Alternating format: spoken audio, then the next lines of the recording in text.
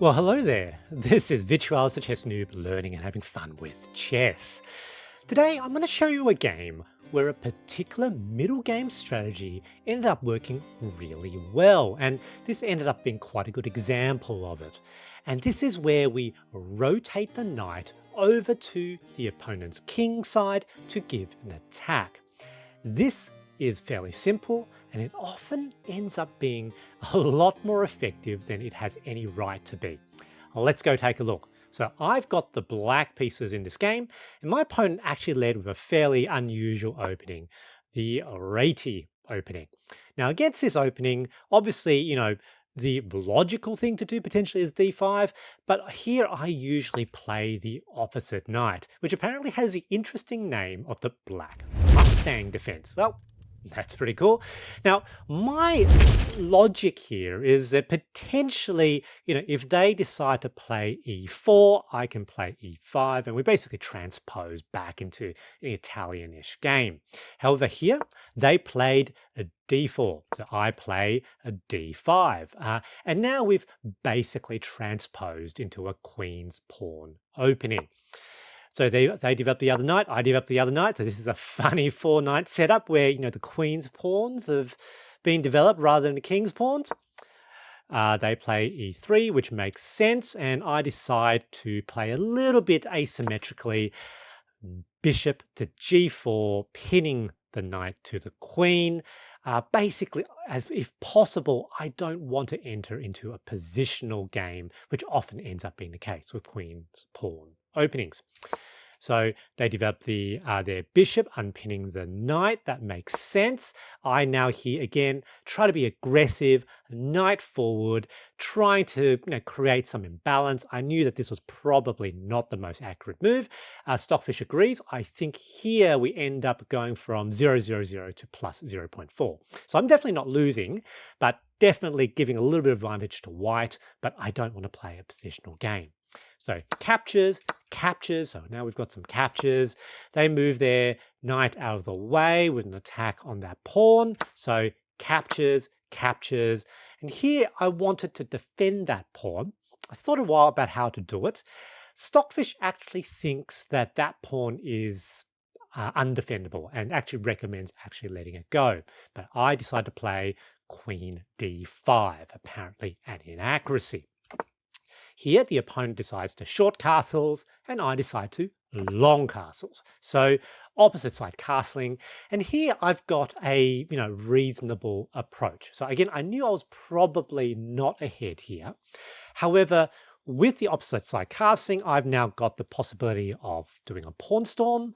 Also, my strategy is pretty clear, trying to move all my pieces to the king side to do an attack, while at the same time trying to be a little bit faster than white. White, of course, has most of their pieces on the other side of this pawn barricade. So, there's some potential chances there. So they attack my queen. They're trying to do a pawn storm on their own. Queen over to f5. So I thought, no, my queen now is on the correct side to be attacking the opponent's king. They now decide to play a3, which potentially is a little bit slow.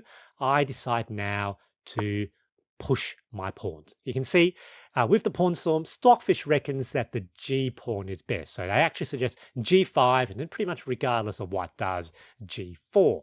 I didn't see that, but that's okay. They now, again, pushing down this line. Now here, I was a bit worried that this knight will get potentially trapped. Now Stockfish is actually not worried about that. It reckons that the knight can go here, or potentially even go to that square, and apparently it's okay. However, my strategy, as mentioned before, was to somehow rotate this knight over towards to the king side. So I really didn't like that coming through. So I needed to give my knight an escape square, and so I decided to immediately play e5. You can see Stockfish, unafraid, reckons the continuation of pushing the h-pawn. Here, they attack my knight. Here we go. And now is the strategy. The strategy of moving the knight, rotating it onto the king side for the attack. And as we will see, I now make 4 consecutive knight moves. Firstly, knight to e7. They decide to, potentially bring their bishop, develop their bishop. However, you can see that's a bit slow. Second knight move, knight to g6. You can see Stockfish doesn't agree. Stockfish thinks that white has a better attack, and that in fact is f3, breaking this open. A little bit hard to see. I didn't see it, white didn't see it, and as you will see, because of that, my knight is in a good position. Here we go. They decide to activate their own pieces, trying to bring this knight into the attack, but it's too slow. Knight move number 3, knight to h4. And here they make another knight move, trying to bring into attack, but there's nothing here, only the knight. The knight cannot attack by itself. Now here, you can see Stockfish actually suggested a prophylactic move of moving the king off the g-file, because the best move here for black is to bring the queen to g6, lining up potentially for a mate, very forcing. But here, I decide to make a fourth knight move. And here it was kind of a bluff. Stockfish thinks it's a mistake, but I thought it was potentially pretty good. Knight to f3 with check. You can see the evaluation goes all the way to white. In fact, it's about plus 2.4 here. But white needs to play correctly. Here, white has 3 legal moves. Move the king out of check. That is their best move. And we saw before, that was Stockfish's recommendation before, to have a prophylactic move. The other move, of course, is that they can get rid of the checking piece. Pawn captures or queen captures. Now, queen captures looks pretty inhuman. Looks like an obvious mistake because you just straight up lose a queen. However, pawn captures, that looks very intuitive. And that's what I was banking on, that white wouldn't see king to h1. I didn't realize quite how bad that move was. I knew that I didn't really have an attack if they did that. And what did white do? They captured my knight with the pawn. That is a blunder. A really bad blunder. Minus 9.5. Can you see why that's so bad? Well, basically, after the pawn captures the pawn, which is what I did, the problem is that queen is now locked out of any defense for the king.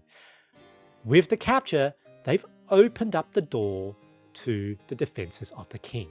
And so if the queen moves anywhere to avoid the attack, queen to g4 with check, king forced to h1, queen to g2, mate. So the only way that white can avoid mate, pretty much, is to accept the loss of their queen. And even then, it looks pretty bad for white. In this position, white suffered emotional damage and decided to resign. Good game, GG. The big takeaway from this game is that the middle game strategy of rotating the knight to join the attack on the opponent's king is often more effective than it should be. We have a lesser intuition of where the knight will end up, and this often means that the opponent will under-recognize the threat that this poses. I hope you enjoyed this video, and thanks for watching.